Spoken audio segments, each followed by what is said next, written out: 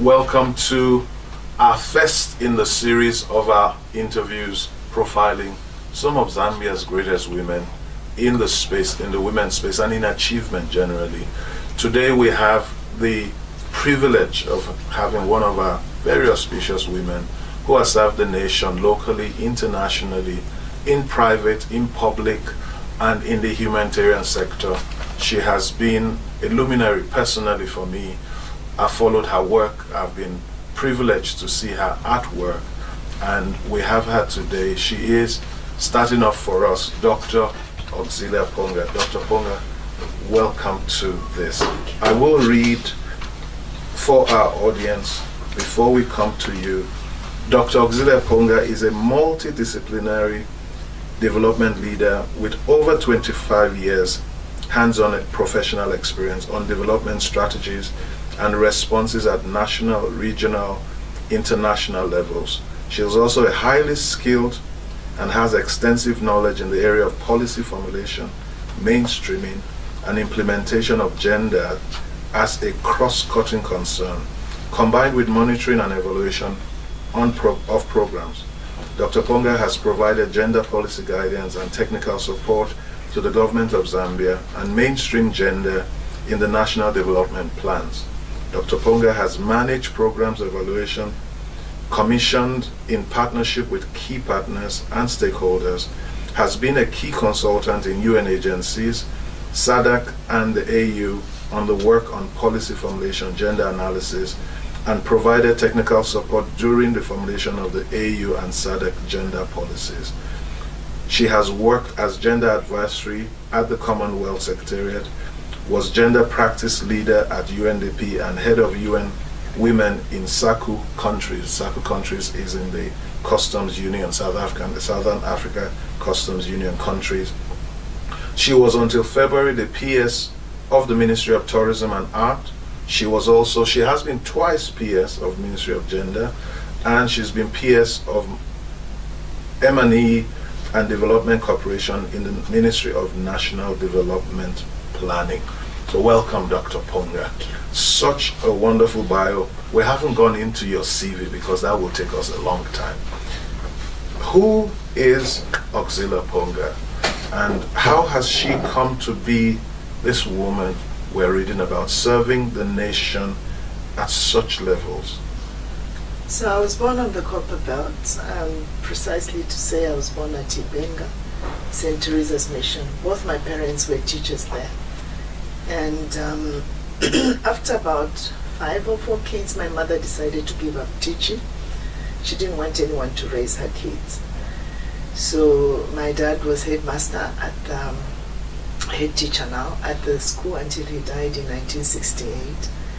And I think it's from there that my desire to see women empowered, to see women taking control of the destiny of their lives started. I come from a province in Wapula where for a long time it was believed that everything owned in a home is acquired by a man, and at his death that property and wealth must move on to his relatives. Fortunately for us, living at a mission in Ibenga run by the Franciscan and Dominican sisters and brothers, they stepped in and made sure that my mother didn't lose at least her bank account. But the relatives went off with some things they believed needed to be given up. It's from there that I realized how hard my mother had worked as a teacher, but also as a housewife, how much she contributed to making our home what it was. And the thought of losing that because my dad had passed on was like double tragedy. Yes. She lost her husband, she shouldn't lose her property. The nuns thought they were being very helpful by the fact that my mother was expecting our last born, and there were already 6 of us, and they thought, this woman alone now without a job will not manage. She couldn't go back to teaching because it's been such a long time from the time she had stopped teaching, and I think at the time, my dad's people wanted the book account. They believed it must have been hidden in the many books that were in the house. So they took those things and burned them. Wow. And said, if we can't have access to his money, neither can you nor the children. So the sisters Wow. tried to help us by separating us and taking us to different orphanages. And my mother just said there's no way she could lose her husband and lose her children. So she refused to let us go to orphanages. And so we grew up as a very tight family, depending on each other, and mostly my mother. And because my mother couldn't go back to teaching, she had 6 kids and expecting a 7th one that she had to raise, and went into merchandise of food and stuff like that, and got a place in the market to sell. So her resilience over the years and her hard work, so all of us educated except for my brother, who has since passed on, who chose to stop school at that stage in Form 3. But the rest of us went through secondary education, college, university, by this single-handed hard work. We honor your mom. Is she still alive? No, she since passed on. And she had a lot of support from the nuns and the priests and the brothers in the mission, because she was so determined and they were very helpful. So I got my education that way, very conscious of how much she suffered and struggled, and never wanted to put any more pressure. So I found myself always passing on. When my brother wanted a new pair of shoes, I'd say, I can wait. And my mother would say, no, each one of you must take turns to get a new thing. And I think from then on, I also learned how to sit together and plan together.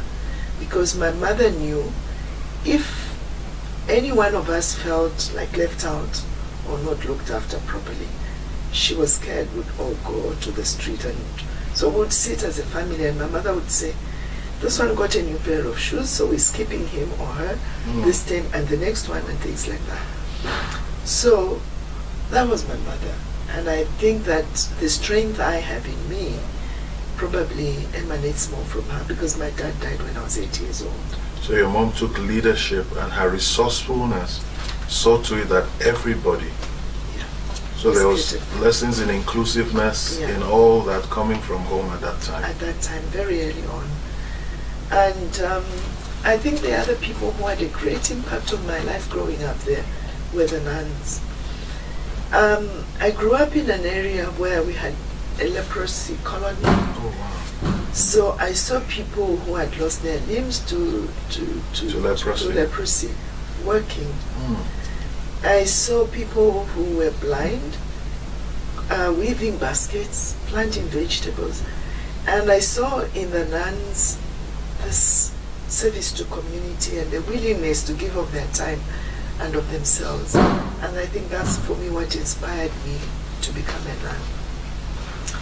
And so my life in secondary school was spent between school and convent during the holidays to try and understand the kind of life I wanted to lead. The nuns for me and the people in that mission, including the priests, were a symbol of what it means to give oneself to God. And so from an early age, I think all of us in the home could be termed very religious. My mother strongly believed in a God who does not abandon a widow, who does not abandon orphans, and so made us pray and strongly believe that God would look after us, since we lost a figurehead in the form of my dad. So that's my story. And so I went through primary and secondary school at Ibenga Girls Secondary School, run by the Dominicans in the secondary school part and by the Franciscans at the primary school level. And so before coming to join the university, I went to the convent. So that informed your ideology, the Franciscan ideology. Franciscan Dominican. Yes. So the Franciscan is about a simplicity in life and valuing the simple things of life, association with nature, recognizing God in the beauty around you. The Dominicans were more about preaching the word in truth and very, very strict about being honest. And so we had nuns telling us look me in the eye and say you did not do this. But you know the Zambian culture is that you don't look in the eye Yes. of an elder. And for a long time we struggled with that as girls until we learned. So now I can look people in the eye and say, no, I did not do this. Or communicate by actually looking in their eyes. So that's something that I learned. Your integrity has followed you. Yeah. Because what I know about you, and not from you, but your story, is that she's a forthright, very honest. She doesn't bend any corners. She doesn't cut corners person. If you want to cut corners, not with her. Yeah. So I attribute that well to my family, but a great deal also the formation I got very early on in school, both by the Franciscan sisters and the Dominican sisters. And I think I can attribute that to them. And I think there's peace in being forthright. There's peace in being honest. Yes. I can go to bed. I've left government now. If I've made mistakes, it's genuinely so. But I will not be scared to say, if they come looking for money suched away or things, it will not be me. So there's pride also in being a person of integrity. Yes. And there's just this sense of, happiness and well-being around the fact that I can walk the streets of Lusaka and people will not say, she stole so much money from government and that's why she built the house she has or something like that.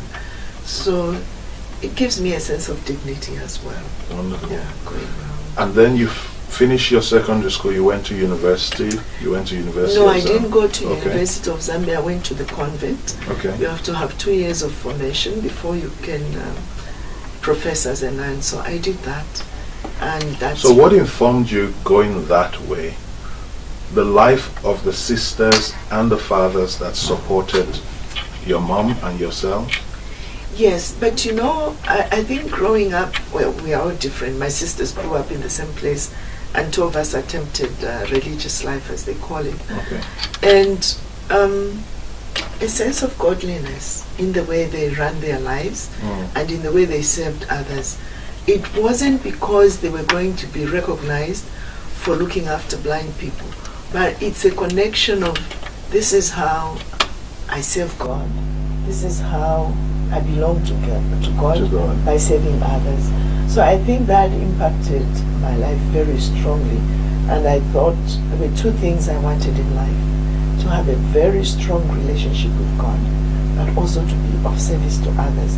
And I saw that only being exemplified by the nuns and the priests around me. And so that's the route I took. So today, therefore, I will say your leadership is not a leadership because you want to be a leader, but it's a leadership because you want to serve God. Exactly. And you see, for me, serving God who you do not see might be very difficult. Yes. But serving God in the people that God has created makes it a little easier, makes it more fulfilling. You can begin to see, for example, again going back to that life in Ibenga, I could see the sense of joy in those blind people who had a life to lead, basically because somebody helped them.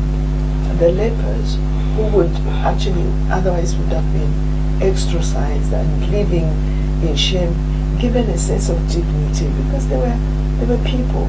They may have had a disability, but they were basically human beings. And so I think that in also looking at the way that place was, we had a clinic, we had actually a hospital, we had 2 schools, a primary and a secondary, we had a tuck shop, we had people who were building things. It was like a little city in a rural place where you could find all the basics that people need for a good living. Yeah. So that gave me a sense of, this is godliness, because God wants the best for us as God's children. So a contribution to making somebody's life worthwhile is what I learned very early. I would like to come back to this. I like that phrase, this is godliness. It means that we must be missing something today. Because for us today, it seems godliness is based on how big you have this and this. And they say, oh, God has blessed. But what you are saying is serving is godliness and seeing people happy and better. So I hope to come back to that, particularly where we come further to your newest aspirations and how to create that community and restore those godliness. Because the Bible says that you did it to one of the least, you've done it to me. So if I want to do something for God, it's by doing it to people like that. So you stopped at the convent before you went into the university, so we can pick up to some of your works that you have done. Okay, so then from the convent I went into university. So you spend 2 years of formation to understand what it means to be a nun, and then commit yourself to living the life of a nun based on 3 vows. So I did that and then went into university. And I did my first degree in education, so I had a Bachelor of Arts with Education. And shortly after that, I had struggles on going to teach at what was then, even now, one of the best schools.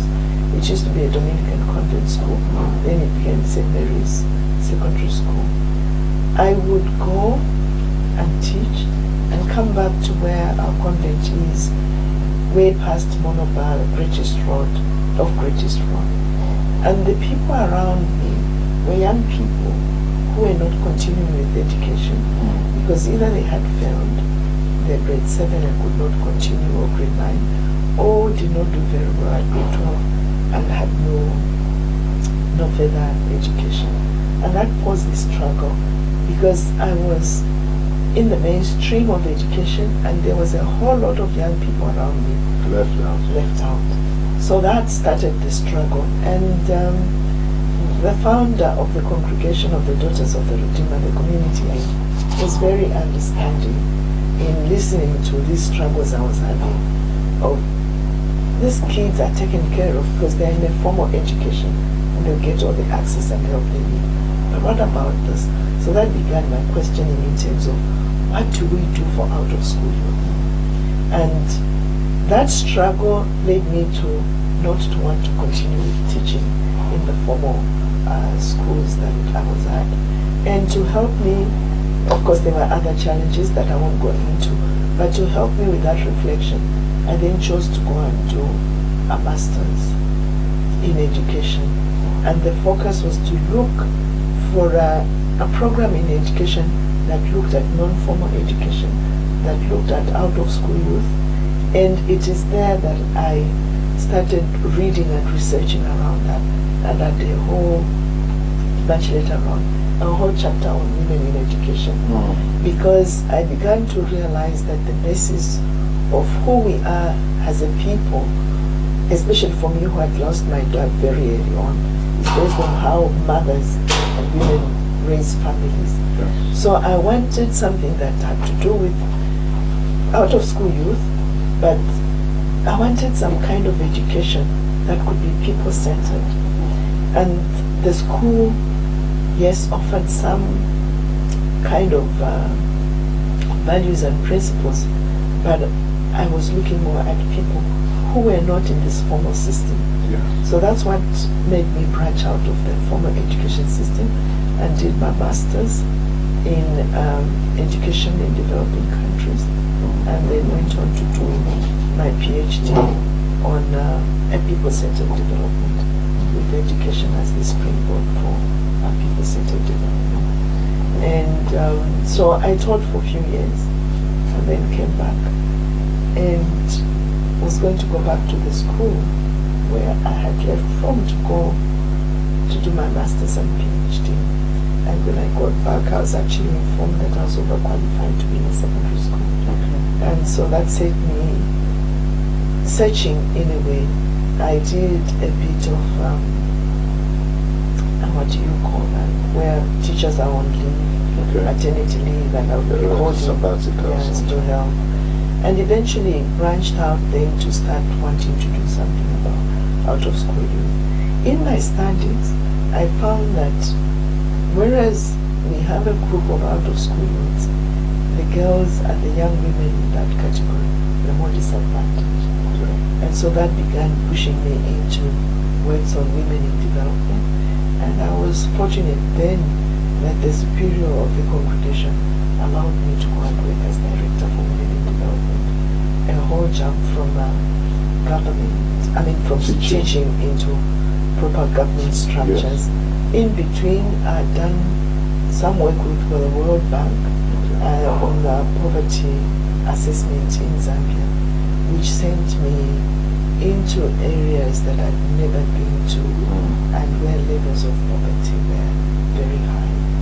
In our interrogation of what is poverty, people were telling you, if you've not had a meal for a week and you take your little children with you and pretend you want to buy the local brew, which we call Munkono, and you want to taste that, and you make your children taste it. Because that was food for them. Yeah. So that was really heart-rending. And when we asked people to define poverty for us, they would say, when you have one chitenge that you use during the day as a cloth, and then at night, that's your blanket. And then I began realizing that there was a lot more to do than just be a teacher in class. There's a lot more that we need to be involved in. And I think that, for me, shifted me into something I thought would be of help to the women, but to the country as well. And that's how I became Director for Women in Development in 1994. So your work with women started from when you were a child, and it has continued, would you say providentially, because everywhere you went, you noticed the inequality, if you like, with women and the disadvantage women were facing, starting from your mom, and then it went on to the communities where you worked, and the schools, and coming into teaching, and then now you're going into public service. So it was actually a privilege and a blessing that I joined Women in Development Department in 1994, and immediately thrown into preparation for the first how do I call that? It could be the 1995 World Conference on Women in Beijing. May have been the biggest, but I think there were 2 or 3 before. So that threw me into understanding issues. From a personal experience to actually a public sphere where these inequalities were rearing into your face and very obvious. And so it meant preparing where Zambia was in terms of education, where Zambia was in terms of access to health by both men and women, and that's where we began to see the discrepancies. The figures in terms of employment, health, access to media, all those areas have to be analyzed and data collected. So that threw me into real looking into inequalities, not just from stories based on my life, but statistics and figures countrywide. And I felt there was work to be done. You know, like today we are celebrating International Women's Day, and one of the quotes is Mandela's, where we cannot speak about freedom if a big percentage of our women are still oppressed. That's right. And I recall one of the authors that I used in writing my PhD, a guy who since passed on, called Dunkley Sears, and he was saying, if you want to measure how your country is developed, look at the women. Do they have shelter? Have they access to education, access to health?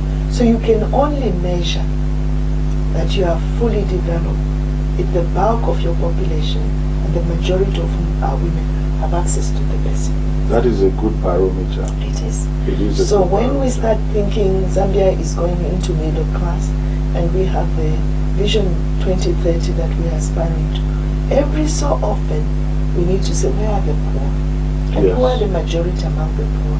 And do they have access to basics? Do they have a roof over their head? And if in any of those, if the answer is no, we cannot say we are a developed country. So that poses a big challenge. And for me, that's a barometer we need to use every so often at community level and at national level and even at international level. Every time we want to say we are making progress, we should stop and say, where are the women? Who are the poorest? And do they have access to the basics? I will pick up from there. This is now a yardstick to measure our development, which I think should be used and not just talked about. One of the things we do a lot is we attend these places, we write the policies, we sign the papers, but we don't seem to come back and say what progress are we making with what we have signed to. I believe one of the reasons is because women do a lot of the work, but are they sitting in the decision-making positions to effect the change? So you have talked, so it's Beijing plus 26 now. How far have we come? Why are we not attaining to the signatures? You signed the CEDAW, you signed the base, you signed Beijing, all that. We signed the SADC protocol. You worked a lot in those spaces. What are the challenges you have faced as a woman working in these spaces that delays the attainment, the achievement of these desirables? You know, when we talk about mainstreaming gender, an area I worked on very, very early on when we started work shifting from women in development to gender equality. And part of the reason was you cannot have a path just for women and hope you can achieve development. We need to have an approach that brings men and women together, having a discussion, analyzing together, and begin to say, where are we in relation to men? It can't be women alone. Yes. So when that conversation started, statistics became very important. And yes, one of them is maybe women in leadership. When we look at the numbers in Zambia, we haven't done very well. But partly it could be the fact that all the people in government, whether working on agriculture, whether working on education, need to be consciously working on the fact that if we don't have an equal society, and equality for me is not even just between women and men, it's also between urban and rural people. Yes. So if we do not make equality in whatever we do a barometer that helps us measure whether we're making progress through development, then we will not get there. So it must be a concern for every government employee, for every development worker, that we begin measuring our progress by saying how much equality is there in what we are doing. And once we ask those questions, then we need to find ways in which we begin working at ensuring that there's equality. Some of the decisions we've taken as a country are bearing fruit today. For example, many people didn't like the fact that Ministry of Education then made a policy of a lower grade for girls when going into secondary education. And people argued, but we always said, look, if you have a boy and a girl in the home, the moment they start doing equal household chores, then we will not need a lower grade for girls, a lower points. Because then they're coming home and are given space to study. They're not doing the household chores while their brothers study. So those are the things that we needed to work at. I'm proud to say that today, as we go around, I'm hearing that girls are performing better than boys. They just needed a push. And once you gave them that confidence, of course there were a lot of things that needed to happen. I always tell people that when Mwekela, which is the College for Forestry, was made co-ed, girls went in, there were 2 toilets against so many toilets with urinals. It was designed for boys. So in our work towards equality, it is as basic as, how am I raising my girls in the home? Am I giving them dolls to comb their hair? and say this is what you'll be reduced to as a woman? Or am I allowing the girl also to play with the car and an aeroplane, dismantle it? Because that's how your scientific mind is being fashioned from an early age. So it's as simple as, how am I raising my kids? That's one. Second is, how am I dividing what we call responsibilities, roles and responsibilities in the home? Do I actually say the girls can sweep the house, sweep the yard, cook, while the boys might have one thing to do? I remember going into a workshop where I was almost lynched because I was saying, as women growing up, we shoulder so many responsibilities. And that's why sometimes some of our men fail us when they're in positions of leadership, because they've always had it easy and things done for them. And then you put them in leadership to do things for people, and they may fail. So we learn to be very responsible. I know that I was carrying my little sister on my back from as early as 9 years old. My elder brother, who is 7 years older than me, would be happy seeing me struggling to put that little baby at the back, because we've defined roles and responsibilities for girls and for. And so when we went training, we'd be asking the men in the workshop, when did you rise and when did you go to bed yesterday? Can you list the number of things you did? And ask the women, when you rose, most of them it would be before well before the men, and before sunrise, and the number of things they did. So we're talking to men and women, especially in rural areas, why can't we have a balance of what you do? One, it helps with the health and well-being of a woman. Yes. If you can even take some of the load and say, I will do this, we'll do that, let's share this equally. And you watch the space. When we asked men to fetch water, quickly found a wheelbarrow or something, they didn't carry it on their head. So it's these things that we're saying, when we work together and complement each other, even in terms of what technology works for the household, when men are involved, we can have a lot of help in terms of appropriate technology for household or field work. So it's just good for humanity. It is good for development that we work complementing each other. And you will not be able to complement me until for some time you wear my shoes. That's right. When we had a male parliamentarian, I forget from which country, had lost his wife, and for the first time he had to look after his little kids, prepare them for school before going to work. He said, I have such great respect, not for my wife, not for my mother, but for women. I think that gentleman was from one of the certain countries. I forget which one. So I say to most of my male colleagues, it's even healthy for you at a weekend to say, I'll do the cooking in the home. That's right. Just get that experience of nurturing and caring for another human being. Because when we begin to work from each other's space, we understand the problems better. We find solutions better, because then we can sit and say, you had that experience. What does that mean for you? Oh no, we spend so many hours cooking when we could do this in a different way. And I always give this example of a young girl who had, I think it was a science project. Before she ever was exposed to a rice cooker or any cooker that would time itself and switch off, that's what she made and won a prize for it, because she'd watched her mother sweep, wash, and the beans would be burning.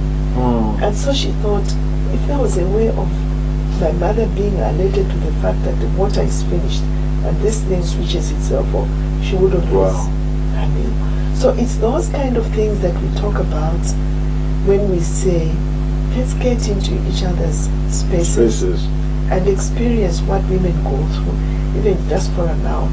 Because God has wired us differently, when I sit in the space as a man, I can already begin thinking, that could change.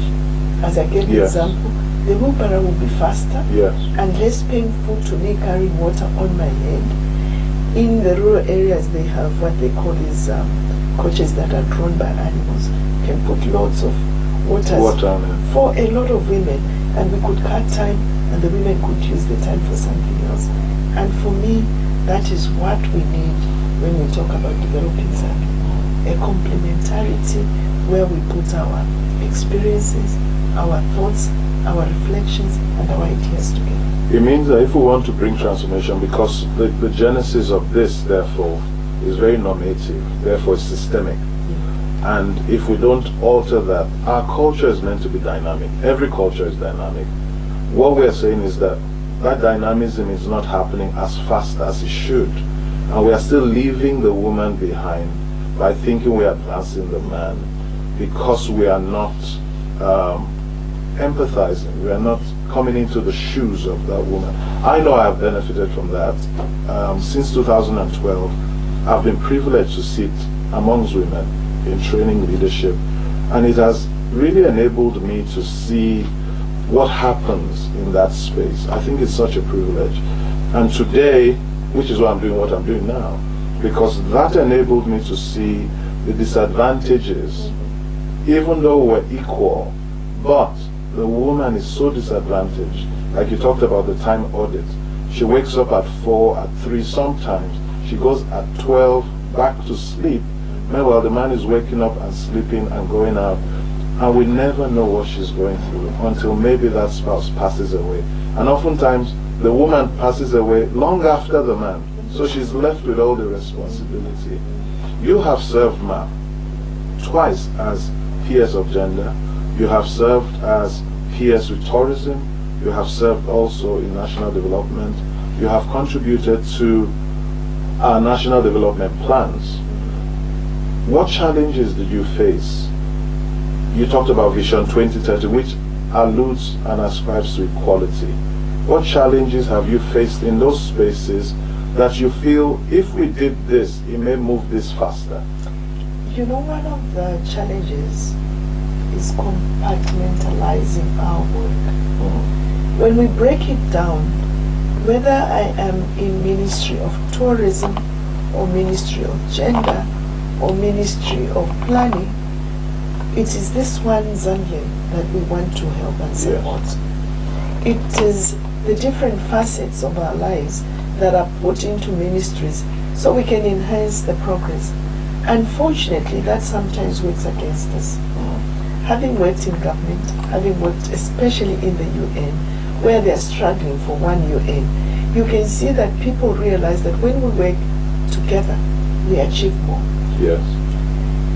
You know, and yet, in spite of knowing that, we also are given ministerial or departmental targets that sometimes depend on many others to be achieved. And the moment you open yourself up and begin to work with others, I know that when I was at the UN, one of the things they looked out for is, if you're coming up with a program, who else is playing a role? Yes. Who else are you interacting with? Who else are you consulting? And even before they kind of give you a mark for your performance, they are saying who's on board. And that's what government is trying to do. We're talking today about a multi-sectoral approach to development. When I sit to do a road, I am thinking this is infrastructure, this is work for engineers, and I stop there. I'm wrong. Who's going to use the road? And I talked to them. Yes. I had the privilege of working with Millennium Challenge Account, and they wanted gender and social inclusion in the program. And that's when I had the privilege of sitting with engineers who were doing our work in Kamwala and many other places. One of the things that they were complaining about is how sanitary towels, how napkins find their way into toilets and block them. And I was asking them, you bothered to talk to the women, engage them. When you think of the fact that we need a law, even a bylaw, to say if I'm selling disposable napkins, I must be billed for its disposition. When you are disposal. Where is it going to go? there should be a plan. Yes. We don't. Then you are a woman and there's no provision for incinerators in public places. Where do you flush it? You do. So when you engage women, even on a simple thing like that, the engineers will not be spending hours unblocking because they have had a conversation.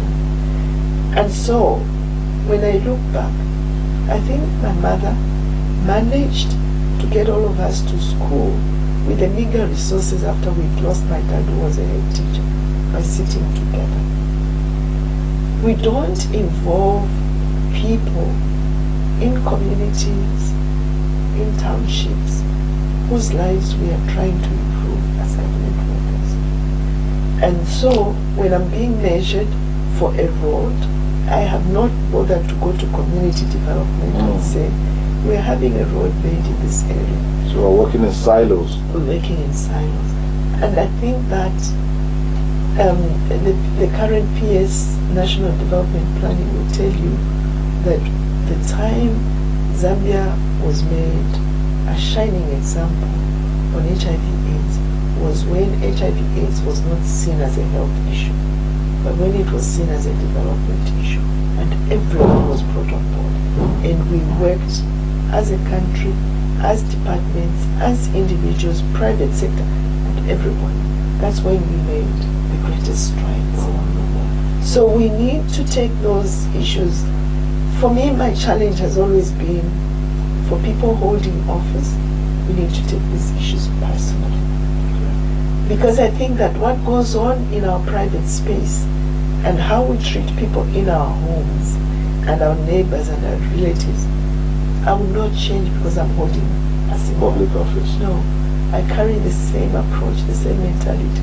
So when I can question myself at the end of the day, how I reacted, because I think that you know that the people who train us in Kaizen, the Japanese model for development, talk a lot about reflecting, but also engaging everybody. Let's take math. Until people own the process, it will not move. Are you owning the process? Because you once vowed that if they caught you outside service and going into politics, then I can't remember how you told me that, and your driver reminded you. Why have you transited? Are you about to own the process? Is that what this is about? Because you've worked so much in the last 25 years. Now you are going into standing as a woman in your community, your local community, to bring development. Is it that you don't trust the people that have been doing it? What pushes you to move, even against your publicly declared aversion for going into politics? But you are going into politics. Does that come from that belief that there must be ownership, and if we want to bring about change? There must be ownership, but also if people who have been talking to me about going into politics did not look at it from a service to people, did not look at it as a contribution to making a difference. And one of the things they were saying to me, so you've worked in government, you've worked at policy level, you've even done some projects with women that we can point to, you've helped groups. Why not do this and see it as a service and see it as a contribution to development? And they constantly say to me, forget about this thing you are hung up on in terms, no, not for me, politics not for me. If it is a service, what would it look like? And so one of the things, for example, that even on my first trip, it's engaging with people, a connection with people. Because yes, I've been poor. When my dad died, I knew then what it meant for my mother to struggle to put us through school. Before then, it was a very comfortable home. Even then, one of the things my mother always said to us, she never gave us pocket money because my dad was a teacher, she was a teacher, so we were always near school. And maybe that's a privilege we had as head teachers' pupils. When the bell rang for break time, we rushed home and ate whatever was there. We were lucky if we found fritters. We ate sweet potatoes if that's what she had with the tea, or cassava or anything. And when we complained, my mother would always say, if your dad died today, I should be able to look after you. She prepared you. Yeah. And if I were to die, you should go into any of my sisters' brothers' homes and be raised up without having airs about what you eat. So I'm one of those people that will eat anything, and I like to tease my cousins from the east except mice, but I'm sure I can eat. So an engagement with people and a connection that helps me understand where they are at, and I can safely say, if I was at my lowest when my dad died, and I can be at my highest having acquired a PhD in education, and thanks to all the people who have played a role, whose shoulders have stood on to help me get to where I am, why can't I be that to another human being and to a community? So your aspiration is purely because of service. They would never have taken you out of your place if they didn't come to you with the needs of people and saying it is based on service. It is based on service. It is also based on the fact that when you have been blessed with much, a lot is expected of you, and you have the duty to give back. What would you define therefore leadership to be? Because this year, today's Women's Day, and by the way, happy Women's Day to everybody. Sorry it's coming late, but happy Women's Day to all of us. How would you then, looking at your ideology and your philosophy for life, which you got from Dominicans and the Franciscans, most importantly from your mom, what would you define leadership to be? Because you are now stepping out of your comfort zone and you're putting yourself out there. What would you define leadership to be? And you know what comes to my mind is the different ways in which people define leadership. And there's the servant leadership. Yes. And that for me as a Christian, I think that's the Christ model of how to lead. And so even when I was a short stint in the constituency, and people are asking me, so what are you promising us? I'm saying, I'm promising to work with you. I'm promising to listen to you. I'm promising to see that I push you to where you can go, and then where you cannot, we start looking for help together. So then a gentleman in the audience stands up and says, so you are actually promising that you'll be our servant. And in Bemba, our worker. And I said, that's precisely it. Because there's no human being that does not know their needs. So the people there know very well what it is they want for their lives. I cannot pretend that I would know better. They know.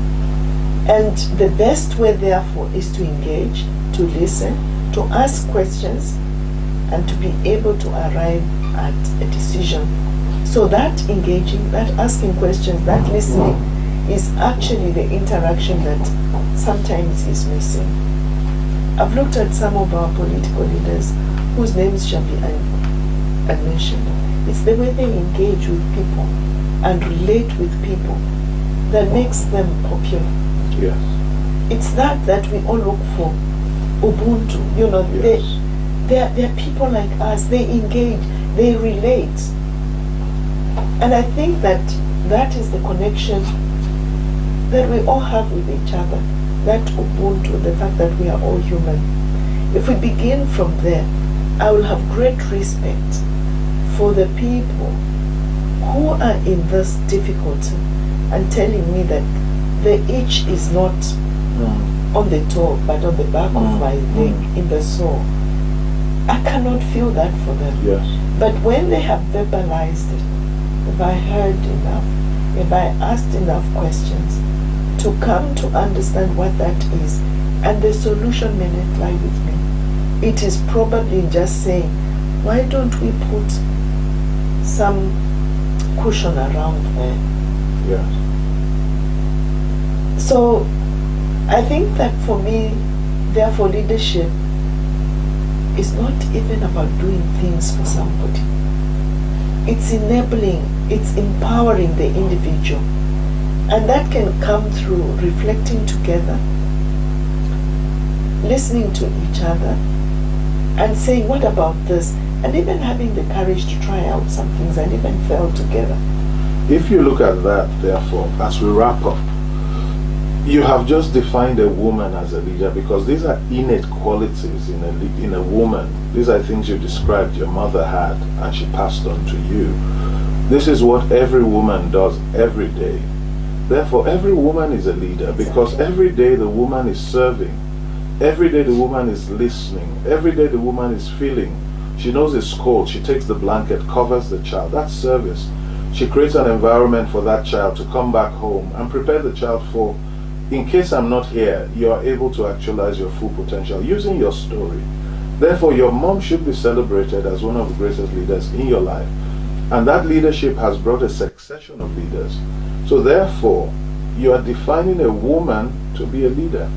I am, but also the way we define, or the words we use, leave out women. I'll give you an example. I'm in a SADC training workshop, and we say, we're looking for a minister of finance, and no hand goes up. We're looking for a minister of foreign affairs, and no hand goes up. We go away, have other sessions, then we come back, and we say country C is looking for solutions. They are looking for someone who can help find these solutions, and this person must have had a little budget in their life that they were able to stretch from the beginning of the month to the end. They're looking for a person who can juggle different tasks, who is multitasking, and we give examples. And the women are listening very attentively. And we're looking for someone who can bring differing people to a table and have a discussion and hopefully resolve some issues. And we give all these examples, and all the hands of the women in the room go up. So we tell them, I'm from Zambia, so I'm saying country C is Zambia and is struggling with little resources. Your ability to get that money that you get, either you earn it or you are in a marriage and somebody also gives you, so you have 2,000 at the beginning of the month. And the little things you do by making fritters in the night and selling them, you're stretching that 2,000 from the beginning of the month to the end.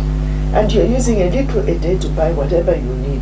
But at the end of the month, you'd have had food on the table. So we're looking for you because you would make a good minister of finance. We're looking for you because when children are fighting over the small resources, little resources you have in the home, you're able to bring them around the table and say, this month, this is all we have. How are we going to share this? Who is going to be the first to benefit and who is willing to wait? You can bring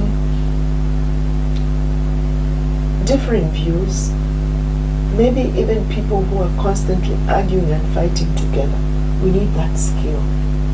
Because you're doing it every day, and you're doing it in your home and in your community, you actually think public life is totally different from what I'm doing. It's like when we advertise jobs, we put them in such foreign language, and at the end say women are encouraged to apply. You've not said anything that relates to the things they do. So that example I'm giving you of, I cannot be a minister of finance, I've not done economics, I've not done international training and whatever, but that's what you're doing on a daily basis in your home.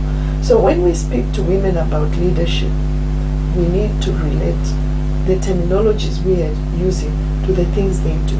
Whether we are saying women are encouraged to apply, you need to put the qualifications and the things they're doing in a language they understand. Because a lot of us will say, oh no, I'm not qualified for that. No, I will not attempt.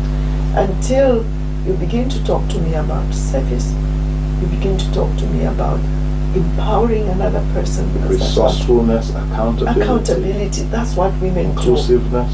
do every day. So when you talk like that and you give examples like that, you will see how women will change. And that's why government policies are very important. The legal framework we create in a country is very important, but we need to bring that even further down to the levels where we can sit like this and talk about this. So we take it a step further. The problem is every woman is a leader. We've accepted that by definition. And definition here is looking at doing a functional analysis. What do they do? And what they do shows us they fit into that definition of leader. You are stepping out from civil service. You've served the nation. From when you were a child, you've been serving. Now you are going into the public space as a politician to serve.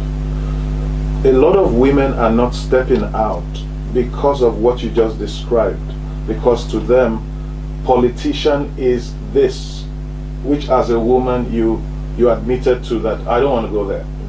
But when they defined politics to you in a language you do every day, you said, I definitely want to go there.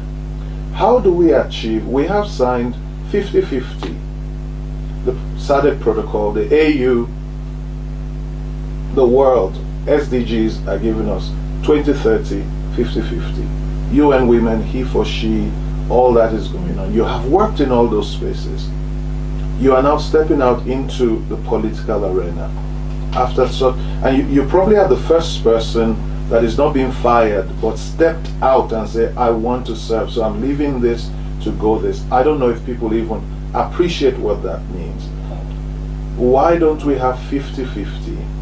And how do we achieve it in this year of elections as a Zambian nation? How do we make sure, even though we have the protocol, we don't have 20%? How do we get 50% as we wrap up this? That's a very difficult question to answer. And because I'm stepping out, I'll give you a very limited answer to what my experience has been in these few days. One of the challenges that we women probably have is a lack of networks.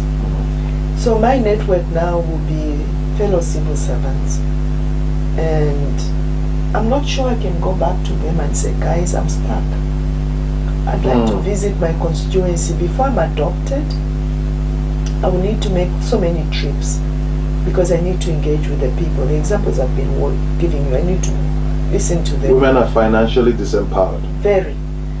So, I would like to challenge all of us who are serious about women in politics to stop talking about the fact that women are financially disempowered and begin doing something about it. I know in America they have what they call Emily's List, where you're encouraged, no matter how little it is, not when elections are on. But if we start now, for 5 years from now, what are we putting aside? Is it a fund?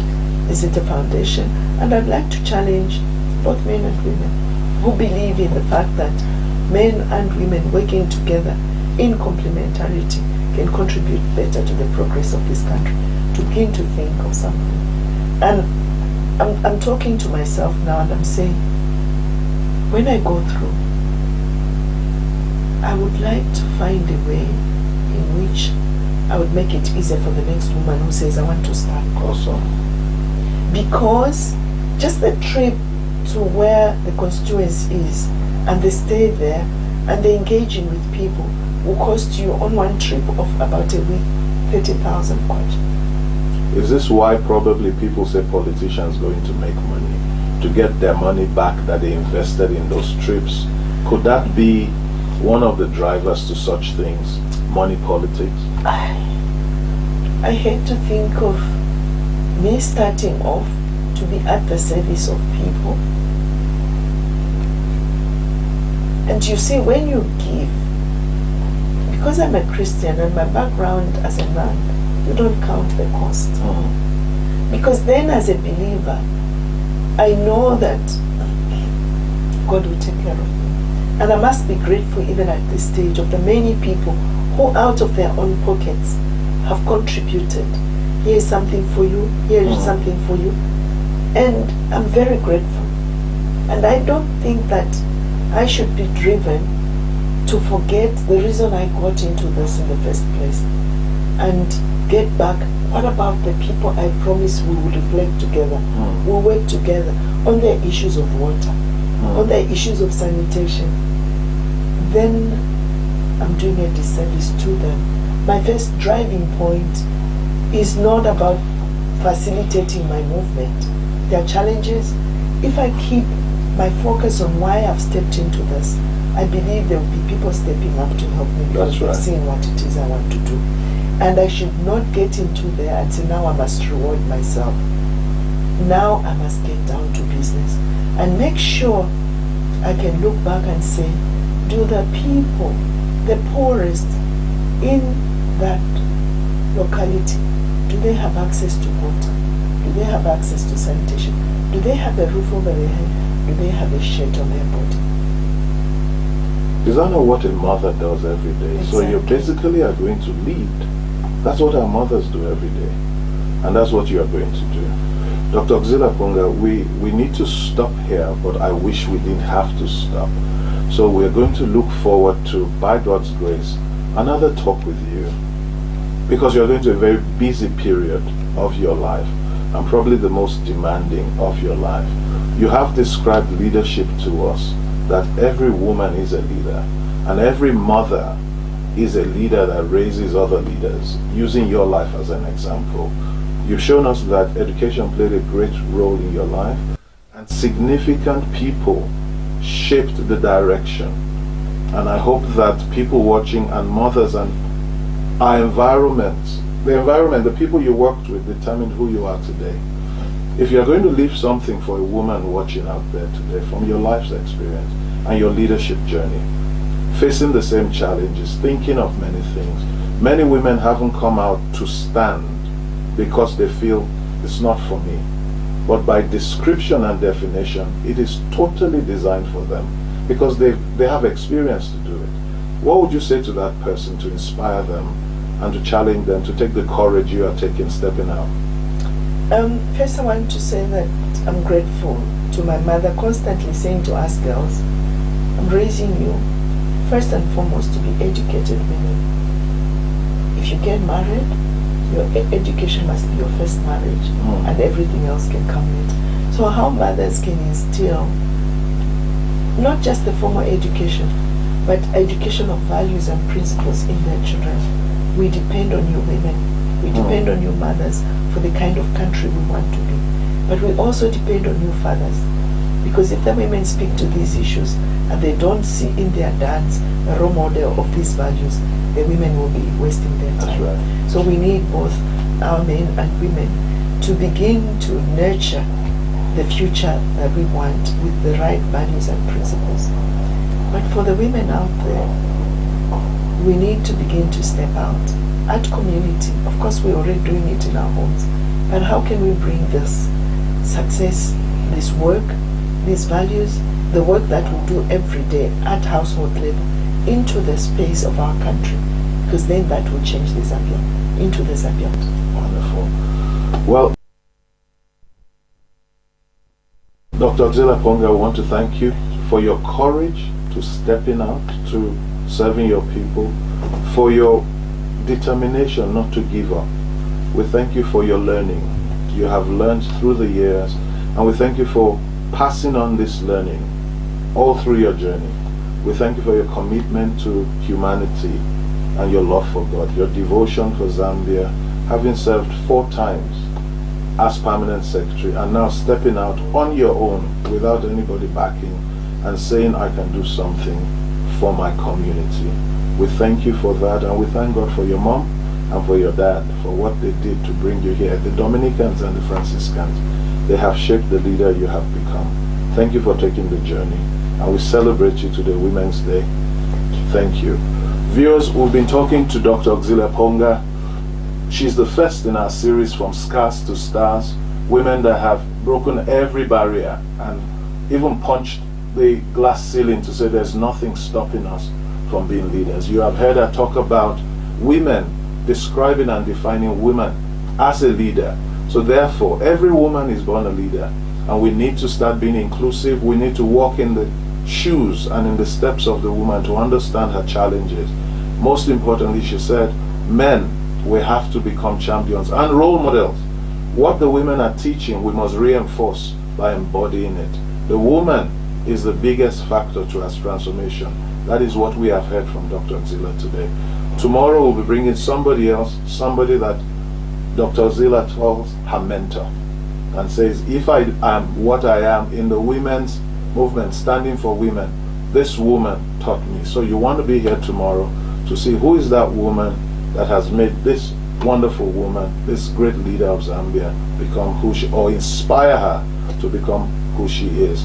Thank you for joining us today on Scars to Stars. My name is Orisha Jeremy, and I'll be here tomorrow as representing Lawi, Lead Africa Women's Institute, to bring you woman number 2 in our 31 days profiling of Zambian leading women. Thank you for joining us. Have a wonderful evening. Good night, Ma. Thank you for joining us today.